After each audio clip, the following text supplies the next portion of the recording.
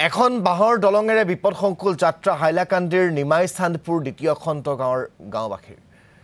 যোৱাটো বৰ্ষত কাটাখাল নৈৰ বাঢ়নী পানীয়ে অঞ্চলটোৰ মথাউৰি ছিঙি নিয়াৰ ফলতেই গড়কাপ্তানী পথৰ দলংখনো ছিঙি নিছিল এবছৰ ধৰি দলংখন মেৰামতি নকৰাৰ বাবে বহু কষ্টৰে যাতায়াত কৰিবলগীয়া হৈছে অঞ্চলটোৰ ৰাইজে উপায়বিহীন হৈ নিজৰ গাঁঠিৰ ধনেৰে স্থানীয় ৰাইজে নিৰ্মাণ কৰি লয় এখন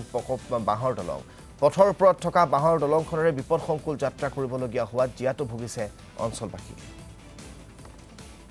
এই সন্দৰ্ভত আমাক সবিশেষ জনাব অৰূপ সেনে হয় আমি এই মুহূৰ্তত উপস্থিত আছো হাইলাকান্দি জিলাৰ হাইলাকান্দি সমষ্টিৰ যি নিমাইচান্দপুৰ গাঁও আছে নিমাইচান্দপুৰ গাঁৱত আৰু দেখা গৈছে যোৱা বানপানীত এই যি পথ আছে পথৰ এখন দলং আছে এই গাঁৱত এই দলংখন যোৱা বানপানীত কাটাখাল নৈৰ মাথাউৰি ছিঙি দলংখন নিঃশেষ হৈ গৈছিলে আৰু ঘূৰ্ণীয়া জাক গৈছিলে আৰু যোৱা এক বছৰৰ পৰা এই দলংখন এনে অৱস্থা আছে ফলত এই যি গাঁৱৰ ৰাইজ আছে গাঁৱৰ ৰাইজ এতিয়া দেখা গৈছে বহু অসুবিধাৰ সন্মুখীন হৈছে কিয়নো দেখা গৈছে এই যি গাঁৱৰ ৰাইজ আছে এই তেওঁলোকে এটা অস্থায়ী দলং বনাইছে বাঁহৰ দলং বনাইছে আৰু বাঁহৰ দলং বনাই তেওঁলোকে অহা যোৱা কৰি আছে আৰু যাৰ বাবে এই যি গাঁও আছে গাঁৱৰ স্কুলীয়া ছাত্ৰ ছাত্ৰী আছে কোন স্কুলীয়া ছাত্ৰ ছাত্ৰী আৰু বহু মুৰব্বী লোকো আছে তেওঁলোকেও যাতায়াত কৰিবলৈ অসুবিধা হৈ আছে আমাৰ লগত কিছু স্থানীয় লোক আছে তেওঁলোকৰ পৰা কিছু কথা জানিবলৈ চেষ্টা কৰিম কি ক'ব তেওঁলোকে যে আপোনালোকৰ এই গাঁৱত যোৱা বছৰ বানপানী হৈছিলে আৰু এই মাথাউৰি ছিঙাৰ ফলত আপোনালোকে দলংখন ঘূৰ্ণীয়া জাক গৈছিলে এতিয়ালৈকে ঠিক হোৱা নাই মেৰামতি কৰি দিয়া নাই প্ৰশাসনে কি হ'ব এই বানপানির ফলে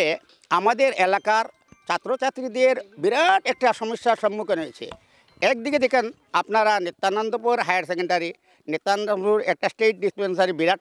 হসপিটাল রাস্তা আওয়া যাওয়ার ডাক্তারদের এবং রুলিয়ে যাওয়ার খুবই অসুবিধা হচ্ছে আর ছাত্রীরা স্কুলে যেতে বহুত কষ্ট করে অনেক সময় বৃষ্টির সময় হয়তো যদি এই পোলটা ভালো থাকতো তাহলে যানবাহন রেগুলার চলতো যানবাহন চললে ছাত্রীদেরও সুবিধা এবং জনসাধারণের প্রতীকদেরও খুবই সুবিধা হয় কিন্তু এইটা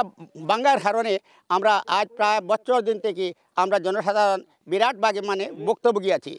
আমি আপনাদের কাছে অনুরোধ ওটা রাখতে চাই যে আপনারা অন্তত অত্র এলাকা শুধু আমার নিমাইচান্দপুর নিত্যানন্দপুরে জনসাধারণ নয় অত্র এলাকার মনে করেন এদিকে দুয়ার মধ্যে কোনো মানুষ আয়নারখাল পর্যন্ত ওইয়া যাইতে চায় যদি কিন্তু ওটা সোজাসুজি রাস্তা কিন্তু যখন এখানে বাঙ্গ হন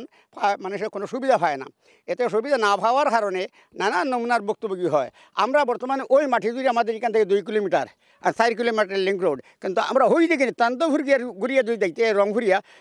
প্রায় আমরা ওই যায় 7 কিলোমিটার 7 কিলোমিটার না 9 কিলোমিটার চিন্তা করুন কত আমরা দুর্ভোগ ভুগতেছি তাই আমি অনুরোধ আপনাদের কাছে বলছি যে আমাদের